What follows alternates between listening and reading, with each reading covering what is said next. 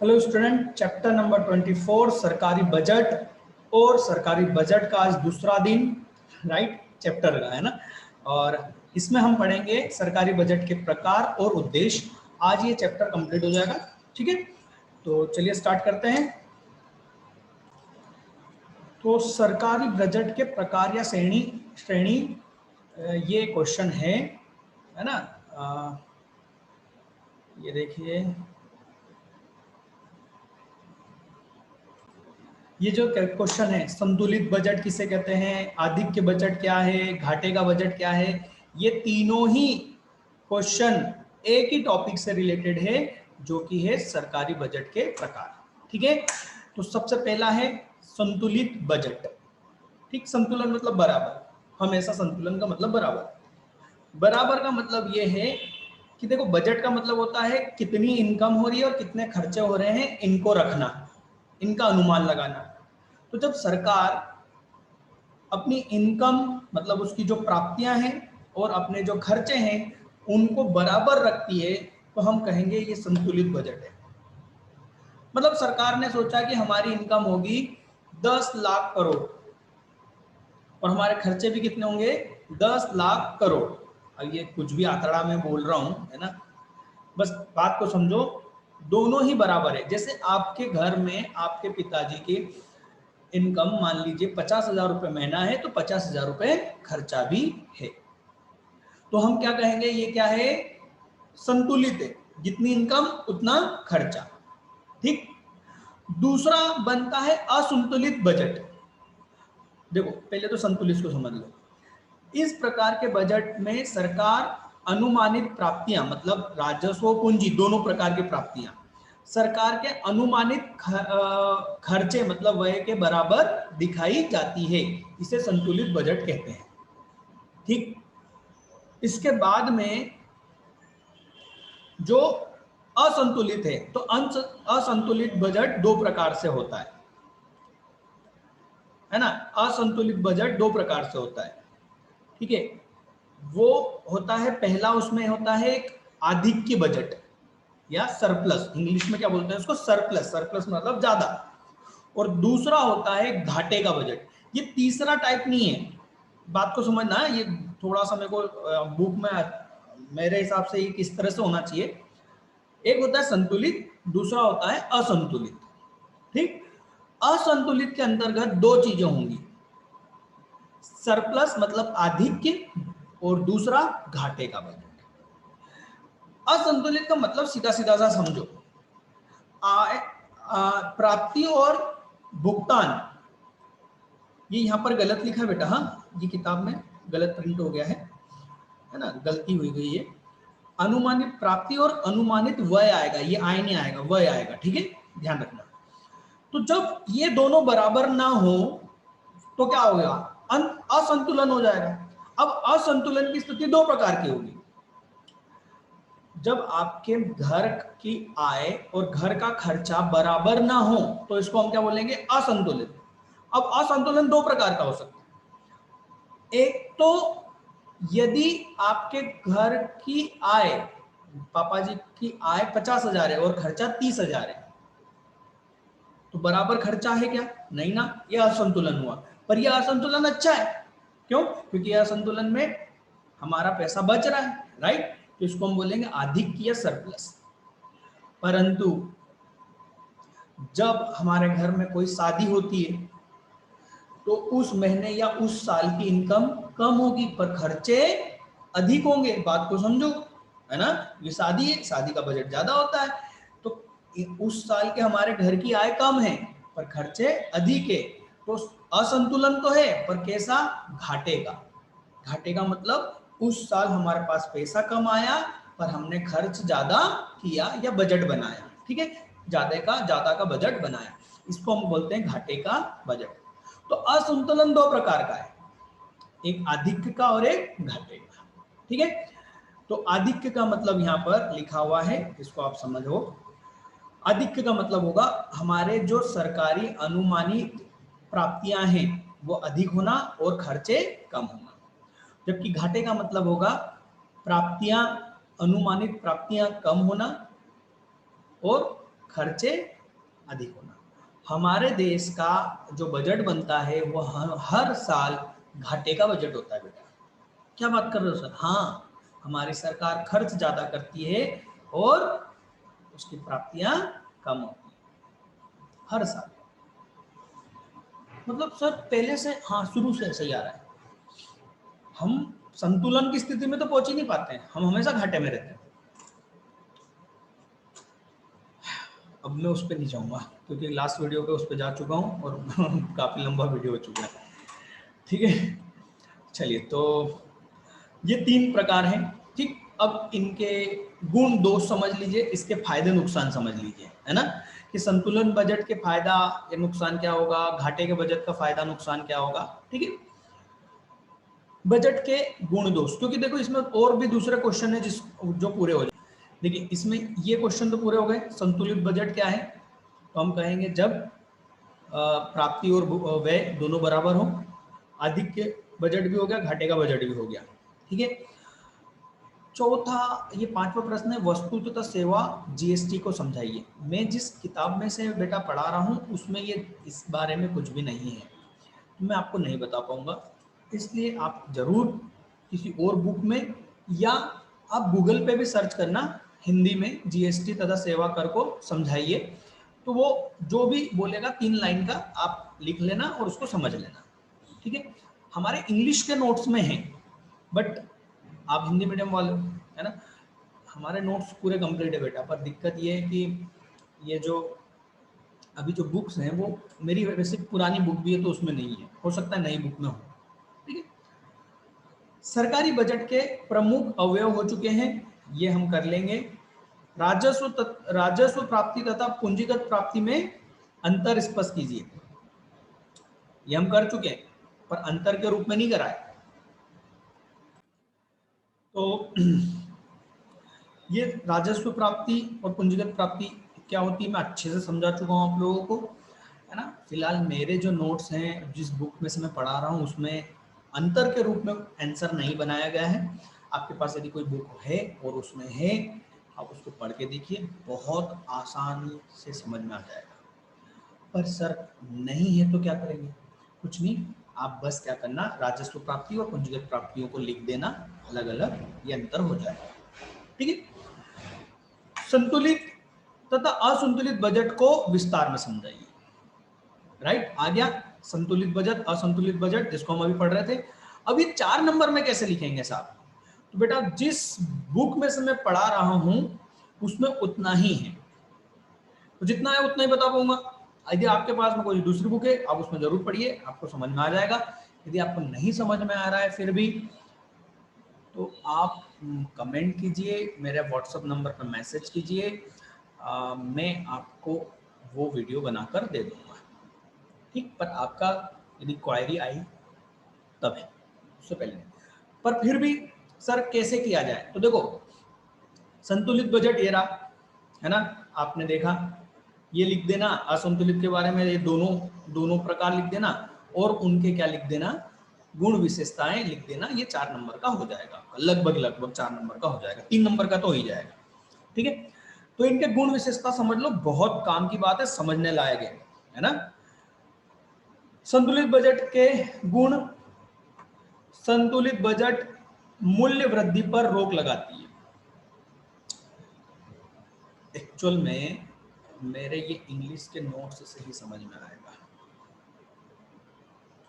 ये देखिए इंग्लिश में हमने नोट्स में तो ये सब दे रखे हैं, receipt and payment, receipt, revenue receipt और कैपिटल रिसिप्ट में डिफरेंस। इंग्लिश में ये हमने यहाँ पर दे रखा है बैलेंस, मतलब संतुलित और असंतुलित बजट को समझाइए। तो देखो इसको पहले तो आपको उतना ही लिखना चाहिए जितना कि आपके नोट्स में यहाँ पर मेरे सामने दिए हुए हैं। ठीक है, अब इसको समझने के लिए ये जो लिखा हुआ है ना, इसको समझने के लिए बेटा टाइम लग जाएगा और हिंदी में लिखा नहीं है, और इंग्लिश में ट्रांसलेट करूँगा तो आपको समझ में नहीं आएगा। क्या करें बेटा, आपको इससे ही काम चलाना पड़ेगा क्योंकि हिंदी के प्रॉपर नोट्स ना ही हैं, इसलिए थोड़ा सा कोशिश करता हूँ, समझ में आ जाए तो अच्छी बात, नहीं तो बेटा फिर आप याद कर लेना, ठीक है, क्योंकि शॉर्टकट में समझाऊंगा, वो चीज़ें प्रॉपर चीज़ें मेरे पास यहाँ पर नहीं है, इस वजह से नहीं समझा पाऊंगा अच्छे से, ठीक है, कोशिश करता हूँ।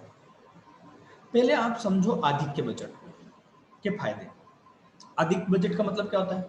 आदित्य बजट का मतलब होता है ज्यादा इनकम, खर्चे कम, ठीक। ऐसे बजट का फायदा क्या है? यह स्फीति अंतराल को कम करने में सहायता करता है। जब स्फीति मतलब महंगाई, जब महंगाई होती है तो महंगाई को कम करने में यह बजट काम करता है, ठीक। इससे सरकार की मन मानी नहीं होती है ना। दूसरा, यह मंदी के समय में ये हानिकारक है। नहीं यार, उसको समझाना एकदम शॉर्टकट में बहुत मुश्किल है, आप तो इनको याद कर लेना, ठीक। गुण विशेषताएं आपको इतनी लिखनी है, ठीक है, क्योंकि वो प्रॉपर चीज नहीं है नोट्स में जिससे मैं समझा पाऊँ, ठीक है। तो यहाँ पर हम समझते हैं कि हमारा क्या हो गया है, आगे और समझाया घाटे घाटे का बजट। ये देखो, ये लिखा हुआ है घाटे का बजट। अब घाटे घाटे के बजट को समझा सकते हैं, ठीक है। प्राथमिक बजट, ठीक।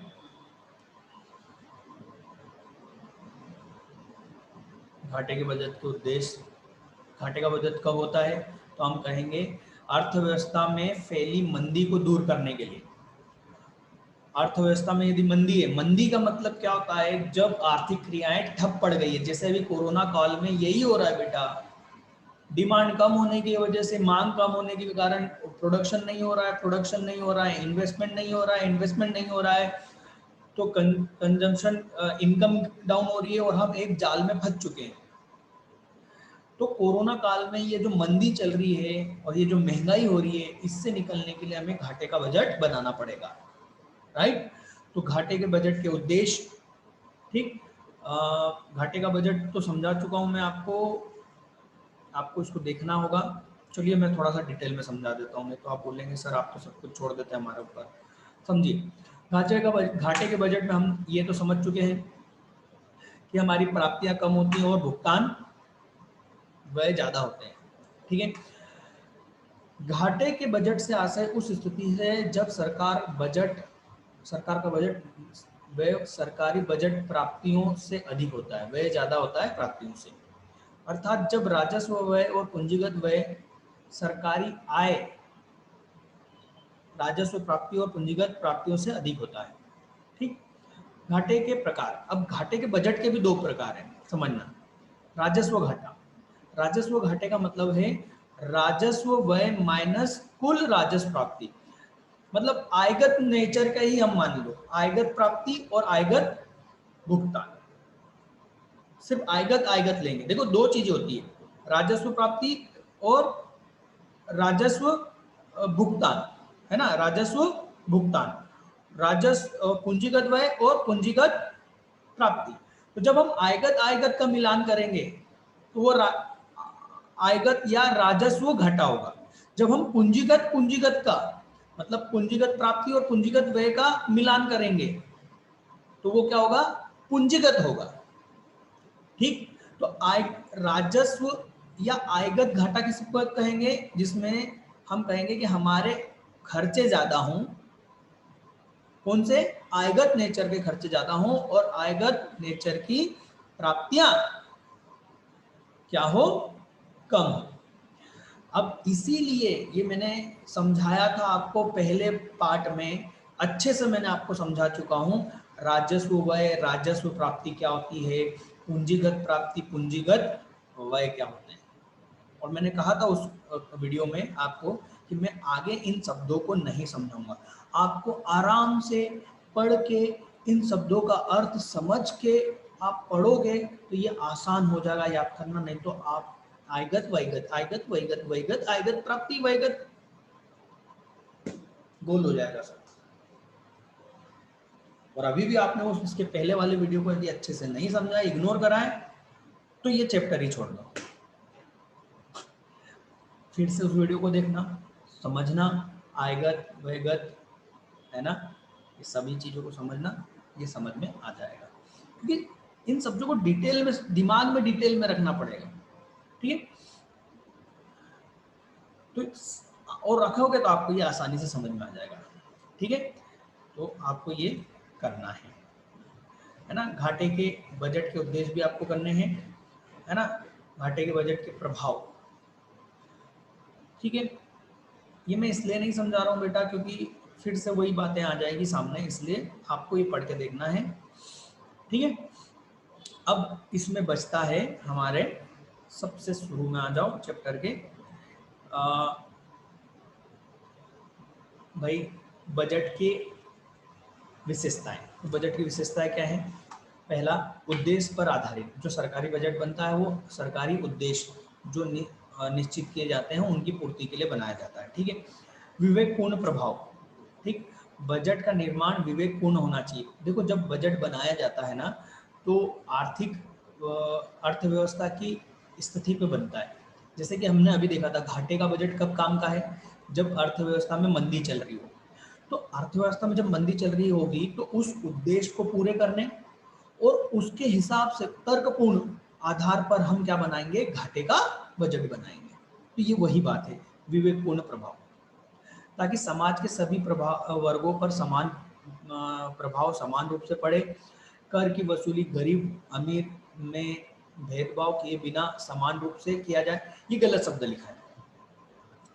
कर की वसूली एक्चुअल में हमारे देश में ये लाइन हमारे देश पर लागू नहीं होती।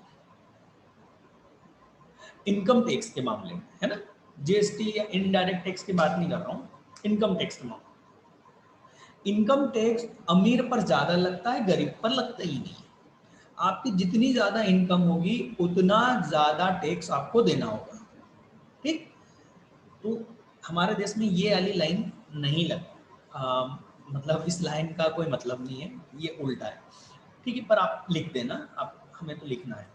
ठीक है, वास्तविक से हमें कोई मतलब नहीं। उत्पादन को प्रोत्साहन। सरकारी बजट का निर्माण देश के आर्थिक विकास के लिए किया जाता है ताकि राष्ट्रीय उत्पादन में अधिकाधिक प्रोत्साहन मिले, है ना। कई बार आपने देखा होगा कि सरकारी योजनाएं आती है ना। तो वो जो सरकारी योजना आती है किसी क्षेत्र में या किसी विशेष उद्योग में आती है, वो इसी वजह से आती है कि उस उद्योग में उत्पादन को प्रोत्साहन मिले। ठीक, महत्वपूर्ण, तो भाई देश की सारी क्रियाओं का निष्पादन करने में बजट का महत्वपूर्ण स्थान होता है। हमने सबसे शुरू में समझा था, फर्स्ट चैप्टर के शुरू के 5 मिनट में हमने यही समझा था। सामाजिक न्याय, घाटे का बजट, ये देखो तेजी, देश में तेजी से आर्थिक विकास एवं सामाजिक कल्याण के कारण घाटे का बजट बनाए जाते हैं, परंतु बाद में उन्हें संतुलित बजट के रूप में परिवर्तित कर दिया जाता है। ठीक है, ये हो गया।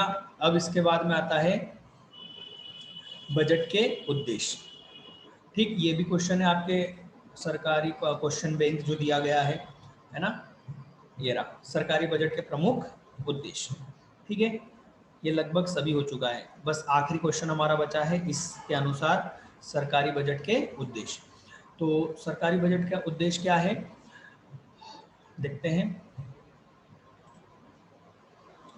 भावी विकास, भविष्य के विकास के लिए के उद्देश्य से बनाया जाता है सरकारी बजट। ठीक, जिसमें भविष्य के विकासात्मक कार्यों का निर्माण करना, है ना, चालू वर्ष पर भी ध्यान दिया जाता है। संसाधनों का पुनः आवंटन। देखो, सरकार के संसाधन जहां से उसे इनकम की प्राप्ति होती है, उनका वो इस तरीके से उपयोग करता है जिससे कि समाज में अधिकतम क्या हो, सामाजिक सामाजिक विकास में खर्चा किया जाता है। ठीक है, कई बार बाहरी शक्ति संसाधनों के अनुकूलतम आवंटन में विफल रहती है। सरकार बजट, देखो अब देखो इस किताब में जो लिखा हुआ है मैं बस उसी हिसाब से समझा सकता हूँ, है ना। हमारे जो इंग्लिश के नोट्स हैं वो अलग तरीके से बने हुए हैं, काफ़ी अलग तरीके से। इस साल हिंदी में मैं आप लोगों से माफ़ी चाहूँगा बेटा कि आप लोगों को नहीं दे पाया, पर अगले साल तक हमारे हिंदी के बहुत बढ़िया नोट्स आ जाएंगे। ऐसा नहीं है कि ये खराब है ना, ये भी बहुत अच्छी है ना। सरकार बजट के माध्यम से राष्ट्र के संसाधनों को सामाजिक व आर्थिक हितों के अनुरूप पुनः आवंटित करने का प्रयास करता है, जैसे हानिकारक वस्तुओं पर अतिरिक्त कर, जैसे कि सिगरेट, दारू, इस पर क्या लगता है, बहुत ज़्यादा टैक्स लगता है, एवं सामाजिक कल्याण उपयोगी वस्तुओं के उत्पादन को अनुदान देकर प्रोत्साहित करता है। अनुदान मतलब टैक्स में माफी करना या और उनको पैसा देना। यदि आप समाज के कल्याण के लिए कोई ऐसी चीज बना रहे हैं जो समाज के लिए उपयोगी है, तो वहां पर सरकार आपके लिए टैक्स कम कर देती है या आपको पैसा भी देती है, राइट। और जैसे कोई हानिकारक वस्तुएं जो समाज में हानि पहुंचाएगी, जैसे सिगरेट, दारू, इस पर ज़्यादा टैक्स लगाती है, ठीक। और ये कहाँ होता है, बजट में होता है, बजट के उद्देश्यों में ये शामिल होता है, ठीक है। आय व्यय का भुगतान अनुमान लगाना, तो भाई बजट का एक प्रमुख उद्देश्य यही है कि देश की कुल आय कितनी होगी, देश के कुल खर्चे कितने होंगे, ये पता लगाना, ठीक। नियोजन संबंधित उद्देश्य, बजट का उद्देश्य नियोजन संबंधित होता है और जो भी बजट बनाया जाता है उसमें योजनाओं को भी शामिल किया जाता है। हमने ध्यान दिया था बेटा, योजनागत खर्चे, योजनागत, गैर योजनागत, ये वही है ना। पंचवर्षीय योजनाओं को ध्यान में रखकर गैर पंचवर्षीय योजना, ये वही है, ठीक है। आय एवं संपत्ति का पुनः वितरण, आय और संपत्ति का पुनः वितरण का मतलब ये है कि जैसे मान लो मैंने इस साल 20 लाख रुपए कमाए, ऐसा कुछ नहीं है ना, बस बता रहा हूँ, और किसी व्यक्ति को शायद एक साल में 1 लाख रुपए भी नहीं कमा पाया, तो गवर्नमेंट का दिमाग क्या है, गवर्नमेंट क्या करती है, जिसने ज्यादा पैसा कमाया उस पर ज्यादा टैक्स लगाकर उसकी इनकम को कम कर दिया जाता है। यदि मान लो मेरी 20 लाख रुपए आए हैं बेटा, तो मैं आपको बता दूं, यदि मैं मान लो 20 लाख रुपए कमाता हूं तो मैं 5 लाख रुपए का टैक्स भर दूंगा, तो 20 लाख में से 5 लाख रुपए मेरे कम हो गए, अब मेरे पास बचे कितने, 15 लाख, राइट। तो मैं खर्च कितना कर पाऊंगा, 15 लाख मैक्सिमम। क्यों, क्योंकि 20 लाख में से 5 लाख तो मुझे टैक्स के रूप में भरने हैं, वापस गवर्नमेंट को देने।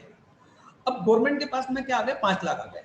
अब गवर्नमेंट इन 5 लाख रुपए का क्या करेगी, वो व्यक्ति जिसकी आय बहुत कम है, खाने के लिए पैसा नहीं है, उन लोगों पर ये 5 लाख रुपए खर्च करेगी। इसी को बोलते हैं आय और संपत्ति का पुनः वितरण।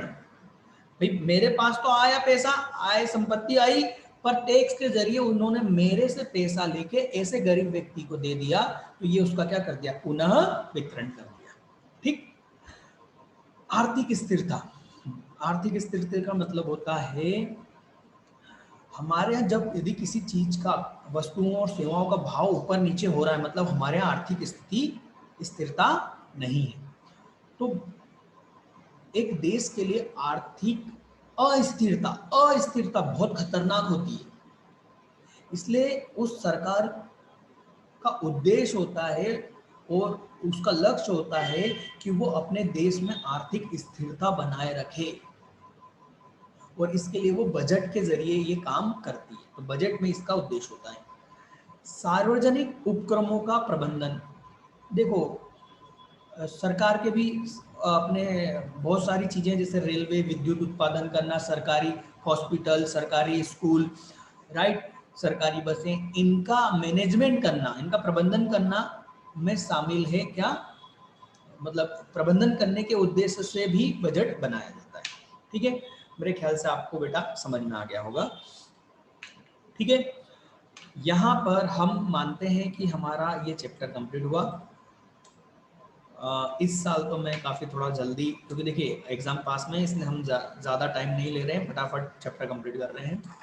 बट नेक्स्ट ईयर से हमारे खुद के नोट्स होंगे और हम डिटेल में हर चीज़ को समझेंगे। बट वो आपके लिए काम का नहीं है ना, आप जरूर पास होंगे, अच्छे नंबर से पास होंगे, सभी लोग 80-90% से ऊपर बनाएंगे, मुझे उम्मीद है। ये आपके जूनियर्स के लिए, ठीक है। तो चलिए मिलते हैं नेक्स्ट क्लास में। ओ सर नेक्स्ट चैप्टर क्या होगा, बस इसके बाद में 25वां चैप्टर है ना, 25वां चैप्टर होगा और 26वां चैप्टर होगा, ठीक है बेटा। 25वां नहीं होगा, 26वां पहले होगा, ठीक है। 26 देखो ये किताब के अनुसार चल रहा हूँ, मैं जिस किताब में से पढ़ा रहा हूँ उसके अनुसार चल रहा हूँ। तो मैं 25वां पहले ना पढ़ा के 26वां पढ़ूंगा, और 26वां कौन सा है? विदेशी विनिमय दर। विदेशी विनिमय दर 26वां है, और उसके बाद में 25वां आएगा भुगतान संतुलन, है ना? बिल्स ऑफ भुगतान संतुलन, बैलेंस ऑफ पेमेंट, वो 25वां है। तो 25वां बाद में करेंगे, पहले 26वां करेंगे। क्यों? क्योंकि मेरे हिसाब से सीक्वेंस वो होना चाहिए, किताब में अलग है। ठीक है, चलिए तो हम मिलते हैं नेक्स्ट चैप्टर।